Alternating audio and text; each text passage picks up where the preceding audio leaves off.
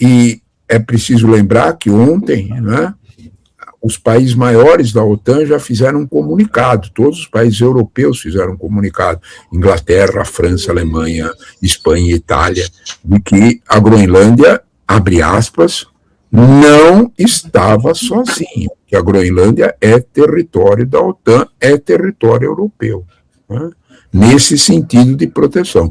Portanto, nós estamos comprando uma crise de proporções impressionantes, né? Se isso vai acontecer ou não, nenhum de nós sabe, porque eu concordo contigo sobre a imprevisibilidade de Trump, mas que, de fato, isso aí é ultrapassar qualquer limite do bom senso, sem dúvida nenhuma. O New York Times está trazendo essa matéria que a Europa e o resto do mundo tentam chegar a acordo com Trump, o imperialista.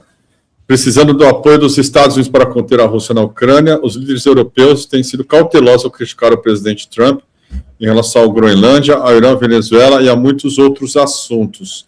Nós estamos vendo, de fato, uma Europa de joelhos, com notinhas de repúdio, mas, por exemplo, o Emmanuel Macron mandou ali uma nota absolutamente inacreditável a respeito desse ataque americano à Venezuela, muito pior do que a Marine Le Pen.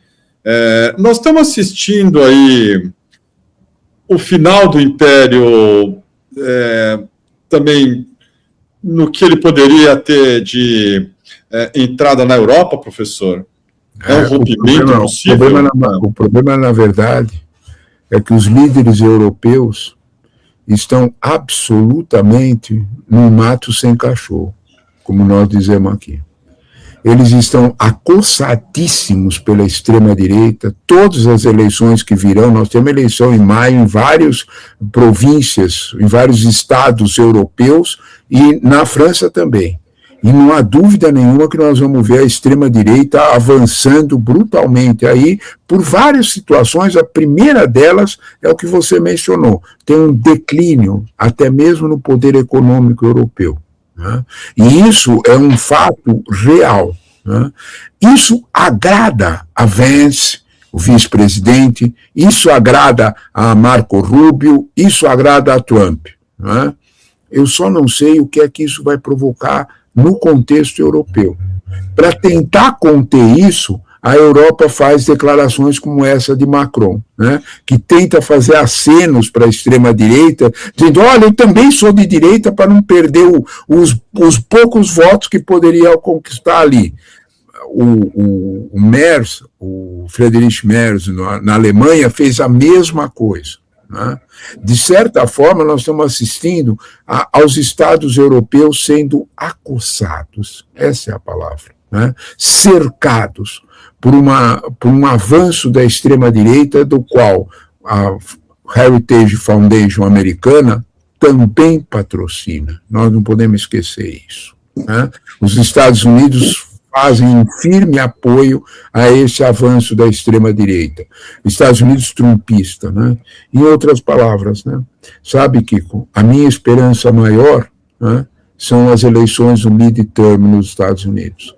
Se elas, de fato, não contiverem o Trump, né, e ele já anunciou num clima de guerra, de que para os republicanos isso aí vai significar que ele tem arma, que ele vai ser empichado, se de fato elas não conseguirem conter Trump, perdendo a maioria em pelo menos uma das casas, seja no Senado, seja na Câmara, especialmente na Câmara, nós vamos ter anos bem difíceis pela frente, principalmente com a consolidação de um clima que vai ser muito semelhante àquele dos anos 30, né? Muito semelhante. Né? Isso é mais ou menos indiscutível, meus amigos. Muito obrigado. Professor, tem que sair, né? Professor, pode responder só umas perguntinhas do nosso público? Rapidinho. Claro, imagino, um minutinho mais, respeito ao público total, claro. Vai lá, Gabriel. Olá, pessoal. Então, Selma Terkelsten está perguntando, as sanções na Venezuela também contribuem na pobreza? Bastante, claro. O período em que a Venezuela conseguiu romper um pouco e os salários recuperarem um pouco de poder de compra foi durante o período em que Biden retirou as sanções naquele acordo de Barbados em troca de eleições livres na Venezuela.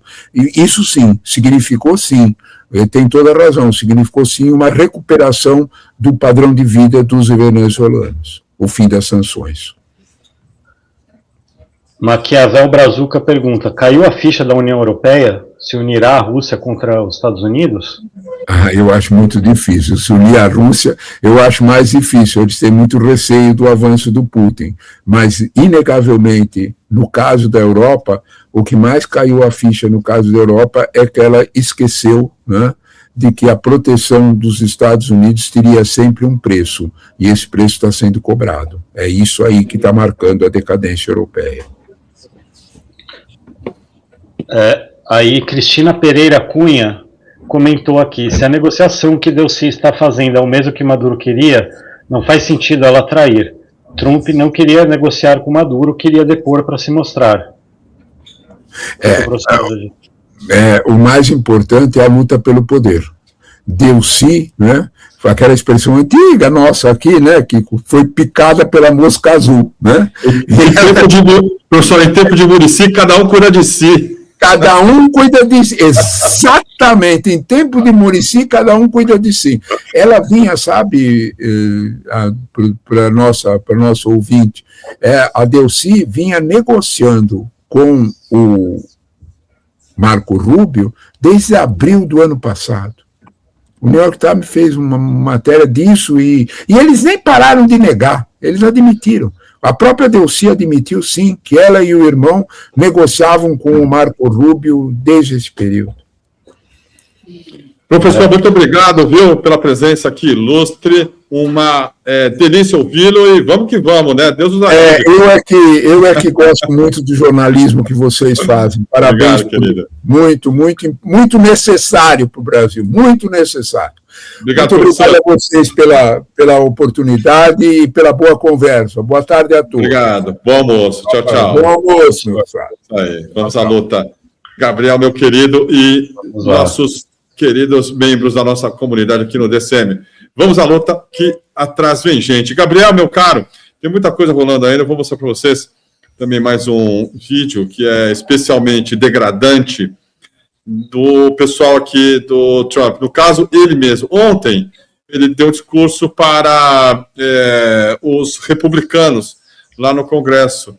E aí ele produziu uma quantidade enorme de memes e delinquências que deveriam ser motivo de vergonha para os americanos. E tem muito americano, nós estamos vendo uma reação, que está realmente, além de preocupado, sentindo um embaraço diante do líder. Eles votaram nesse cara e têm, claro, a culpa e vão ter que se livrar desse problema eles mesmos, porque provavelmente será a maneira americana, com um tiro na cabeça. Mas isso aqui já é muito além da conta, mesmo para o padrão de imbecilidade, do padrão de falta de noção já do governo americano, isso passa um pouco. Olha só. But the weightlifting, but no, the girl gets up. And you see, I want to be more, but I have somebody watching. I want to be more effusive. I want to really, yeah. But she gets it, and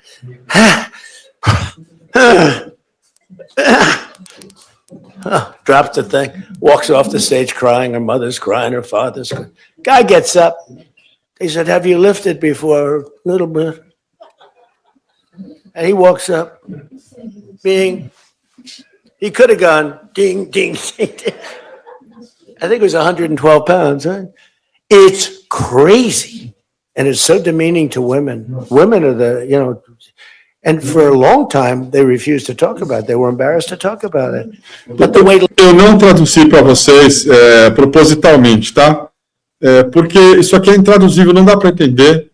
Eu fiz questão depois de ler as matérias a respeito do que esse imbecil está falando, mas é o seguinte, está tirando sarro de atletas trans que são levantadoras de peso. E aí ele imita o que essas mulheres trans fazem quando levantam peso em oposição aos homens.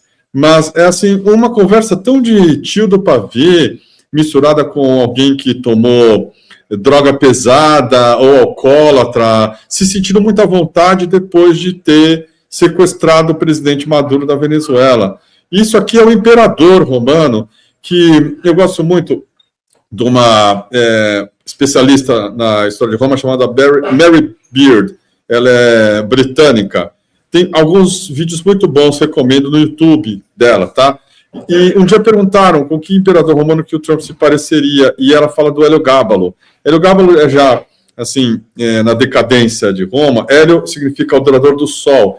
Ele era um sujeito completamente, assim, detraquê, como diz a minha irmã Mari, num grau também de corrupção, de loucura, de quem está, assim, acima de uma compreensão de si próprio como um deus.